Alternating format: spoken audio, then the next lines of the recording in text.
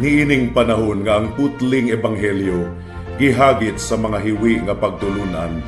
Kinahanglang mubarog ang mga tinuna ni Kristo sa pagpakigbisog sa paglaban sa pagtuo nga makausa ug alang sa tanang panahong gihatag sa Dios ngadto sa iyang katawhan. Mao'y hinungdan nga namugna kining tulumanon ang putling ebanghelyo. 30 minutos nga pagsabwag sa tinuod nga ebanghelyo kauban ni Pastor Jeremias hangad ang putling ebanghelyo. Ang putling ebanghelyo. Ang putling ebanghelyo.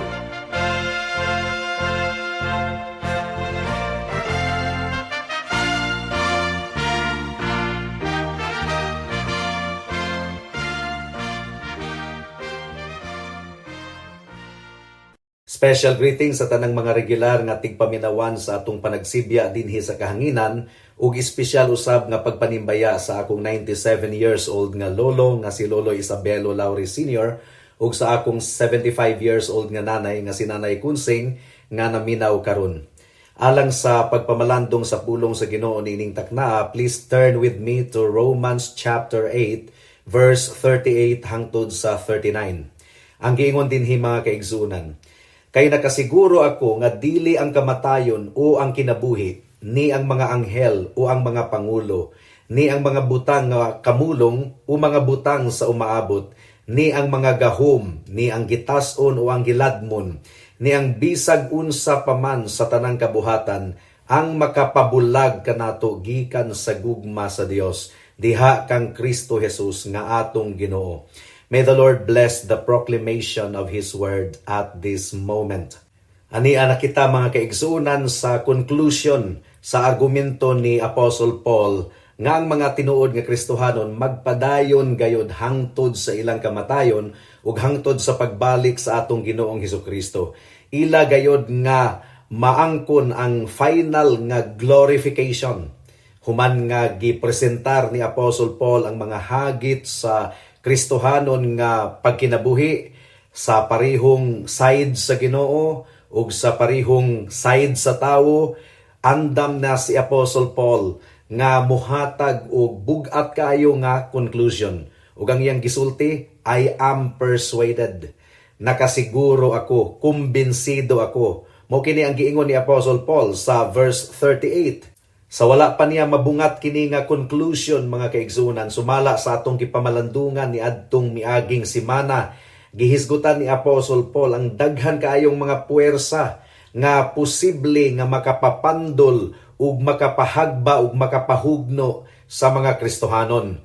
Pero kini nga mga puwersa napildi mga kaigsunan sa gugma sa Dios nga ri kanato diha kang Kristo Jesus nga atong Ginoo. Mao kini ang hinungdan nga nung miingon si Pablo nga, no, dili gayod. Niining mga butang nga, labaw pa kita kaysa mga mananakop. Ang Greek word mga kaigsunan is hupernikao. Nga ang but ipasabot niini, despite sa mga challenges, taliwala sa mga hagit, nga giisa-isa og hisgot ni Apostle Paul sa mga nauna nga mga bersikulo, ang mga Kristohanon magmadaugon gihapon, magmadaugon batok sa mga hagit sa atong Kristohanon nga pagkinabuhi. Nindot kaayo ang assurance nga gihatag sa Ginoo kanato pinaagi sa iyang pulong. Sa usa ka bahin sama kuno kita sa mga karniro nga ihawunon, pero sa laing bahin mas labaw pa kuno kita kaysa mga mananakop. Karon sa pag-conclude ni Apostle Paul sa iyang argumento, iya kining gisugdan pinaagi sa pag-ingon, for I am persuaded. Nakasiguro ako, kumbinsido ako.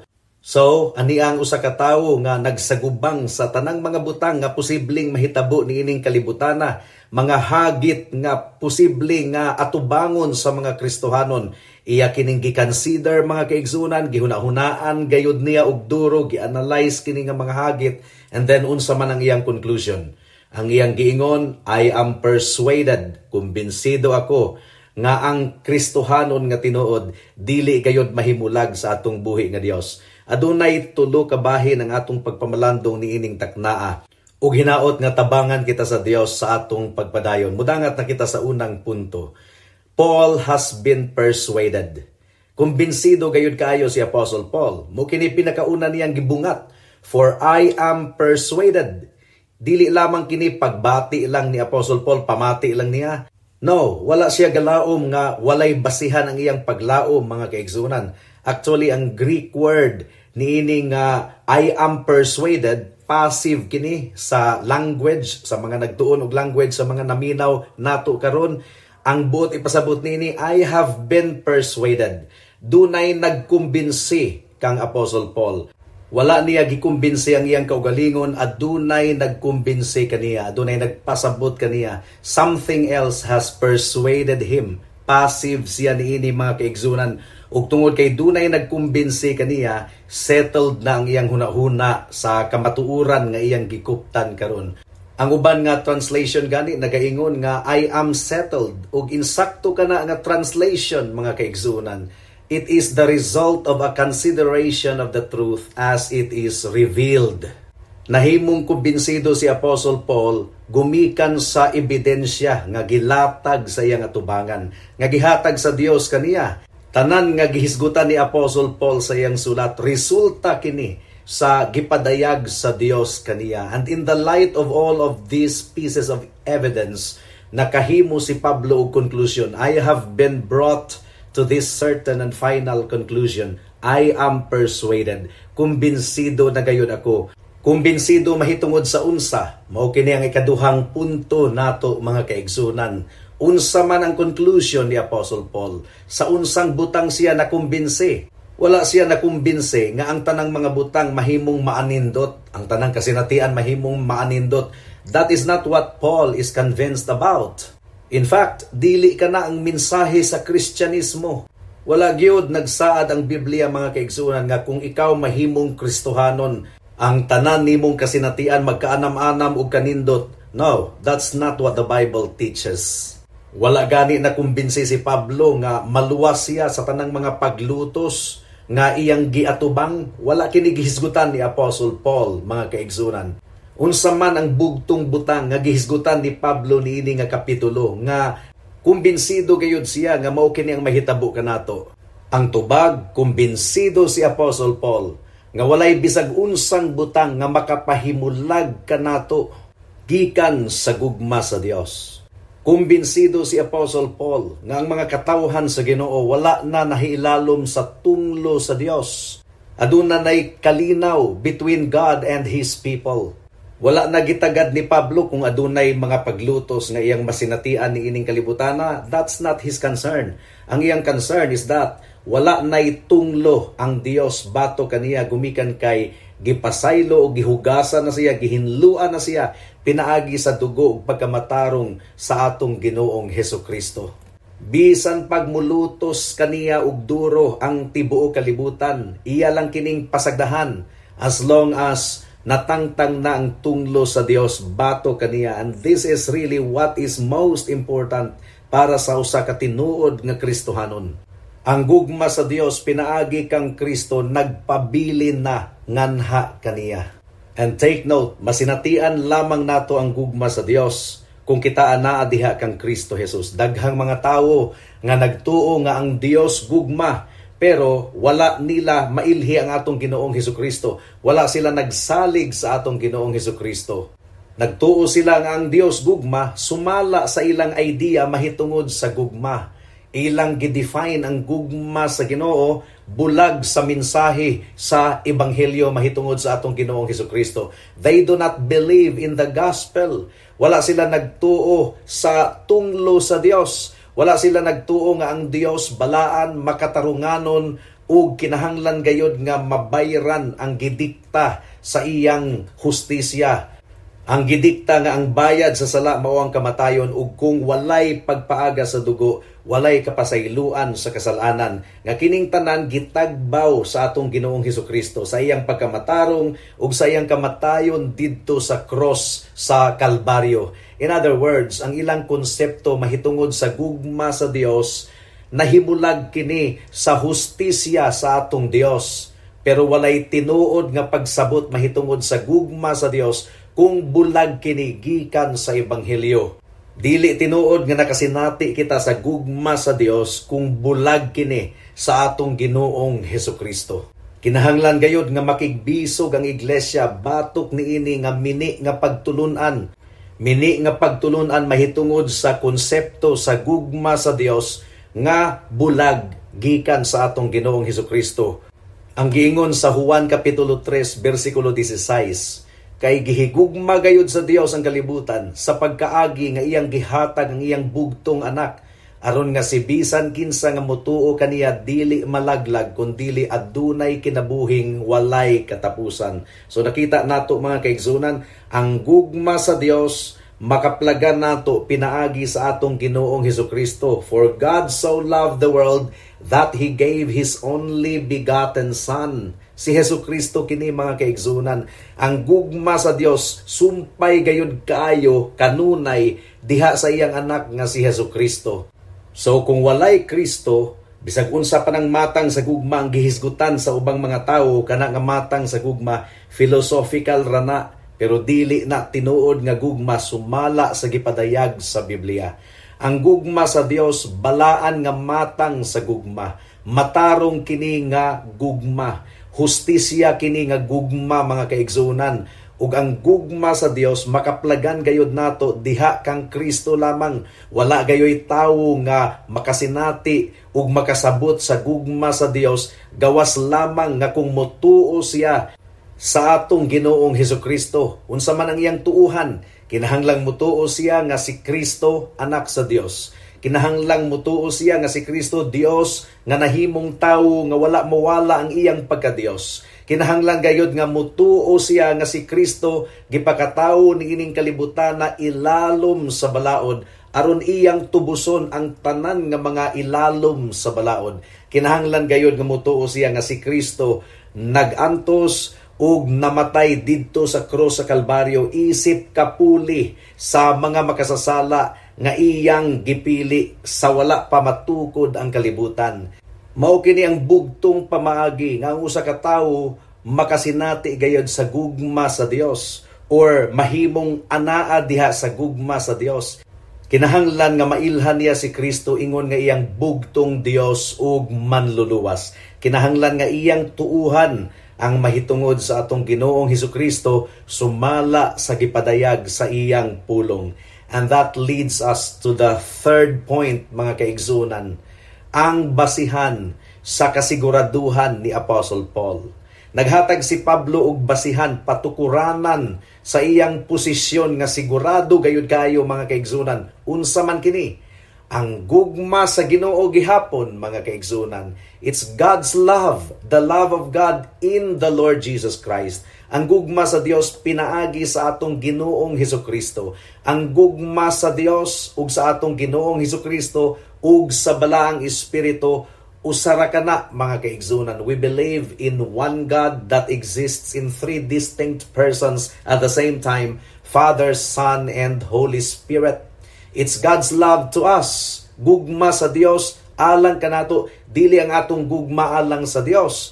Tungod kay ang atong gugma alang sa Dios, huyang kayo sa nga tanan sa daghang panahon. Huyang, palong-palong mga kaigsunan, dili gayud kasaligan ang atong gugma alang sa Dios. Ang bugto nga kasaligan mao ang gugma sa Dios alang kanato. Kusgan kaayo ang gugma sa Dios alang kanato nga taliwala sa atong mga kahuyangon, taliwala sa atong mga kaluyahon. Ang gugma sa Dios alang sa iyang mga katawhan nagpabilin. Wala kita nagsalig sa kakusog sa atong pagkapot or paggunit sa Ginoo. No, ang Ginoo mao ang mikapot kanato, migunit kanato, ug wala gayoy makailog kanato gikan sa iyang mga kamot. Walay makailog kanato, walay makasakbit sa tanang mga katawhan sa Ginoo gikan sa kamot sa atong Dios. Ang giingon sa 1 Peter chapter 1 verse 3 hangtod sa verse 5. Dalaygon ang Dios ug Amahan sa atong Ginoong Hesukristo, sumala sa dako niyang kaluoy, iya kitang gipakatawo pag-usab ngadto sa usa ka buhi nga paglaom pinaagi sa pagkabanhaw ni Hesukristo gikan sa mga patay, ngadto sa usa ka kabilin nga dili madunot, walay buling ug dili malubad, gitipigan sa langit alang kaninyo. Kamu nga pinaagi sa gahom sa Dios, gibantayan, pinaagi sa pagtuo alang sa kaluwasan nga andam nang ipadayag sa katapusang takna. So you see, we are kept by the power of Christ. Gitipigan gayud kita sa Dios. Ingunana kakusgan ang iyang gugmaalang kanato. Pero ang atong gugmaalang kaniya, huyang, luya, palong-palong, wala kita nagsalig sa atong gugma alang sa Dios. Apan nagsalig kita sa gugma sa Dios alang kanato nga wala gayoy paglubad. Ang pangutana, giunsa man nato kining tanan pagsiguro mga kaigsunan? Well, unang-una, ang pulong sa Ginoo, ang saad sa Ginoo dili gayud mamakak. Ang giingon sa atong buhi nga Dios, I will never leave you nor forsake you. Dili ko gayud kamo talikdan, dili ko kamo biyaan. Dili pa ba igo kini nga saad alang kanato nga nagsaad ang Ginoo nga dili kita niya talikdan og biyaan? Ang Dios nagsaad diha sa iyang kaugalingon sa Hebrews chapter 6 ug ang saad sa Ginoo dili gayud mabali. Ang giingon sa John chapter 17 verse 23, ako anaa diha kanila ug ikaw dinhi kanako, aron sila mahimong tiunay gayud nga usa, aron ang kalibutan masayod nga imo akong gipadala ug nga ikaw nahigugma kanila sama sa imong paghigugma kanako. You see, kung unsa ang kabugaton sa gugma sa amahan ngadto sa iyang anak, mausab kini ang kabugaton sa gugma sa Dios ngari kanato. Sigurado gayud kaayo kini mga kaigsunan, mo gani nga kumbinsido gayud kaayo si Apostle Paul. God has loved us as He has loved His own Son. And He loves His own Son with His whole being. Well, ikaduha nga basihan sa atong kasiguraduhan, mao ang kinaiya sa Dios, the character of God, nga nagsaad niining mga butanga. Ug unsa man ang kinaiya sa atong Dios, walay paglubad, dili gayud mausab. Ang giingon sa Dios, I have loved you with an everlasting love. Ug tinuod gayud kaayo kana kay kasaligan ang atong buhi nga Dios. Ang gugma ni Kristo dili gayud mausab nga matang sa gugma. Ug dili lang kay dili kini mausab, gamhanan ug kusgan usab kini nga matang sa gugma. Ang giingon sa John chapter 10 verse 28 hangtod sa 29, gihatagan ko sila og kinabuhing walay katapusan ug dili gayud sila malaglag, ug walay makailog kanila gikan sa akong kamot. Ang akong amahan nga naghatag kanila ngari kanako labaw sa tanan, ug walay makailog kanila gikan sa kamot sa amahan. Mugani nga mingon si Pablo nga kung ang Dios dapig kanato, kinsa may makahimo sa pagsukol or sa pagpakigbatok kanato. That is ridiculous. And finally mga kaigsunan, kining tanan gipamatud-an gayud ngari kanato, pinaagi sa gibuhat ni Kristo didto sa cross alang kanato. Mao nga ang unang gihisgutan ni Apostle Paul sa atong teksto karon nga kumbinsido siya nga wala gayoy makapahimulag gikan sa gugma sa Dios ngari kanato unsa man kining mga butanga. Well, ang unang gihisgutan ni Pablo mao ang kamatayon. Bisan ang kamatayon dili makapahimulag kanato gikan sa gugma sa Ginoo. 2 Timothy chapter 1 verse 10 ang giingon dinhi, ug mao karon ang napadayag pinaagi sa pagpakita sa atong manluluwas nga si Kristo Jesus, nga nagwagtang sa kamatayon ug nagdala sa kinabuhi ug immortalidad ngadto sa kahayag pinaagi sa ebanghelyo. Giwagtang na sa Dios ang kamatayon. Ang ipasabot niini ang kamatayon dili makapahimulag kanato gikan sa gugma sa Ginoo. Mamatay gihapon kita pero human sa atong kamatayon makauban nato ang Dios nga nahigugma kanato ug nagluwas kanato. Ang pinakakatapusang kaaway nato mao ang kamatayon. Pero bisan pa ang kamatayon, gipildi na sa gugma sa Dios. Mao nga ang tinuod nga Kristohanon maisugon gayud kayo nga moatubang sa atong kamatayon ugma damlag. Gumikan kay gipildi na ni Kristo ang kamatayon didto sa cross sa Kalbaryo. Ikaduha nga gihisgutan ni Pablo mao ang kinabuhi. Ang atong kinabuhi nining kalibutan na dili makapahimulag kanato gikan sa gugma sa Dios. Our God is the Lord of life. Siya ang Dios nga naghatag og kinabuhi. Ug iyang gipildi ang kamatayon pinaagi sa kinabuhi ni Kristo niadtong nabanhaw siya gikan sa mga patay. Revelations chapter 1 verse 18. Namatay ako ug tanawa buhi ako hangtod sa kahangturan ug ania kanako ang mga yabi sa kamatayon ug sa Hades. Ang ikatulong nga gihisgutan nga dili gayud makapahimulag kanato gikan sa gugma sa Ginoo mao ang mga pangulo ug mga gahom, principalities and powers. Ang buti pasabot niini mga evil angels, ang yawa ug ang mga demonyo.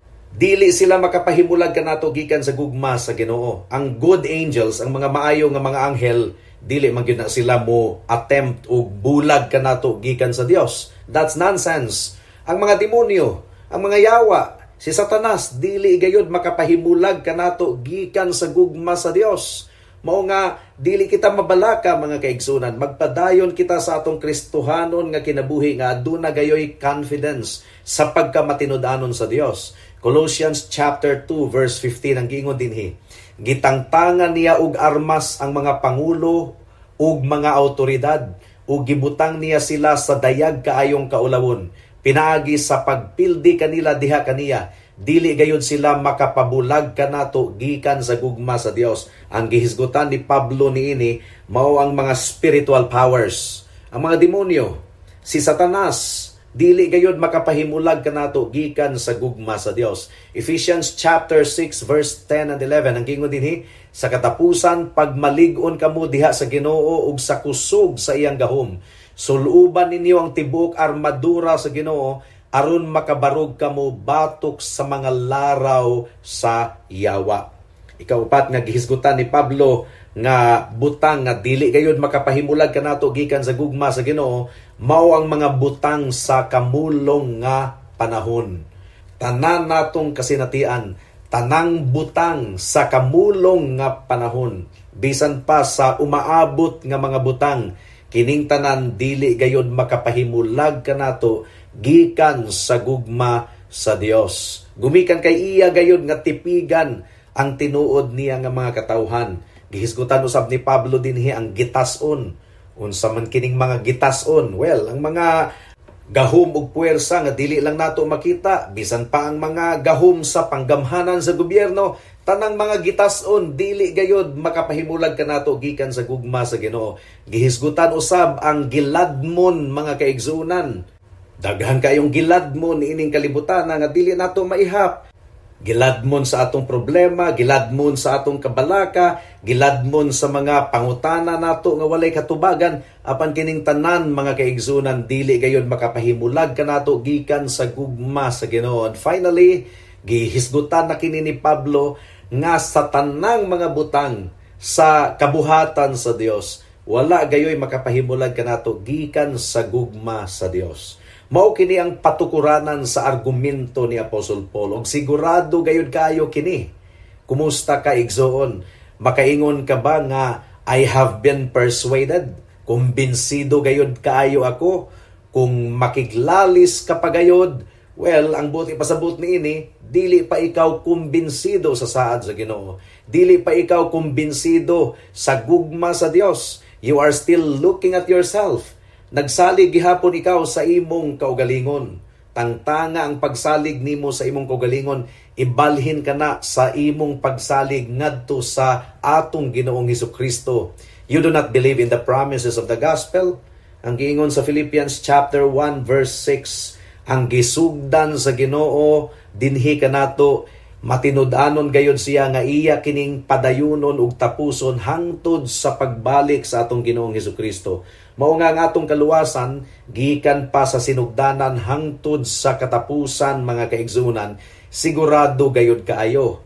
Alangan og dili sigurado nga dugo ni Kristo ang bayad niini. Unsa man wala di ay bili ang dugo ni Kristo. Namatay siya dito sa cross sa Kalbaryo, unya ang mutuo ug musalig sa iyang kamatayon ataw-ataw di ay gihapon, duha-duha di ay gihapon kung maluwas ba og dili. No, that's not the value of the death of Jesus Christ. The value of the death of Jesus Christ is that ang iyang dugo nga giula dito sa cross sa Kalbaryo nakapatagbaw sa gipangayo sa hustisya sa Dios. Ug higala kung ikaw maghinulsol sa imong sala, ang kunon gayud nimo nga nailalom ka sa tunglog kapungot sa Dios, ug wala gayud kay mabuhat aron matangtang ang tunglog kapungot sa Dios gikan kanimo, ug kung kumbinsido ikaw nga ang dugo ni Kristo kang iyang pagkamatarong igo na unsa pa may imong gipaabot, ayaw na og paglangan-langan pa. Dangob kang Kristo karon, tawag sa iyang ngalan, ang kuna siya ingon nga imong bugtong Dios ug manluluwas. Ug kung imo kining buhaton mga kaigsunan, ang saad sa Ginoo dili gayud mamakak. Ikaw makabaton ug kinabuhing walay katapusan. Ikaw maluwas. Apan kung ikaw magpabiling gahi, tinuod usab ang saad sa Ginoo, ang nagpaabot kanimo sa umaabot mao ang walay katapusan nga pagkalaglag sa imong kalag. Hinaot nga imo kining pamalandungan ug musanong gayud ikaw sa tawag sa ebanghelyo sa imong kalag karon higala. Pag hinulsol sa imong sala ug salig kang Kristo lamang, ingon nga imong bugtong Dios ug maluluwas. Buhata kini karon dayon kay basin ug ugma ulahin ang tanan. Amen.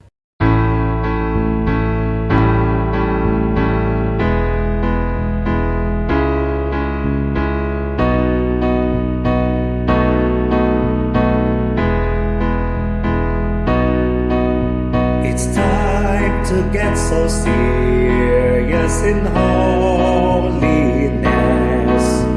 for Christ did not redeem us to linger in our sin. It is the work of grace that produces willingness to obey the word and to cultivate yielding from within.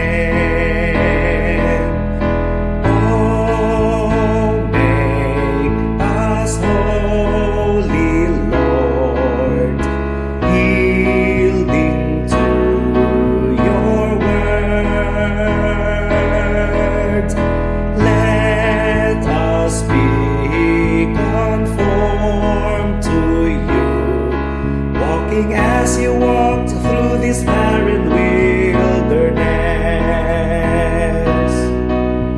it's time to get so serious in holiness, for it is to this end that the Lord was crucified. He died and rose again to deter us from sin's mess, and His cleansing grace in the church, His bride, must be magnified. Oh, make us holy, Lord, yielding to your word. Let us be conformed to you, walking as you walked through this barren wilderness. It's time to get so serious in holiness, for it's the evidence that we're in the state of grace. A truly rescued soul must abhor all filthiness. He is careful to tarry with the Lord in His holy place. Oh, make us holy, Lord, yielding to your word. Let us be conformed to you, walking as you walked through this barren wilderness. Oh, may the church be serious in holiness, for sin's effect can weaken our witness to the world. A little yeast of sin can produce more wickedness. May the church remove any trace of the pattern of this world. Oh, make us holy, Lord, yielding to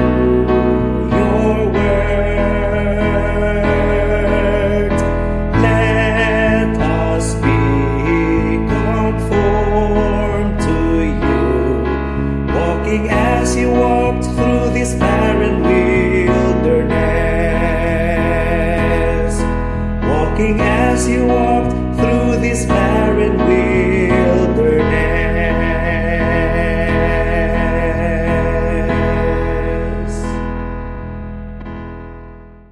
Alang sa dugang nga mga pangutana, mahimong mo text kang Pastor Jeremias hangad sa 0935-744-3030.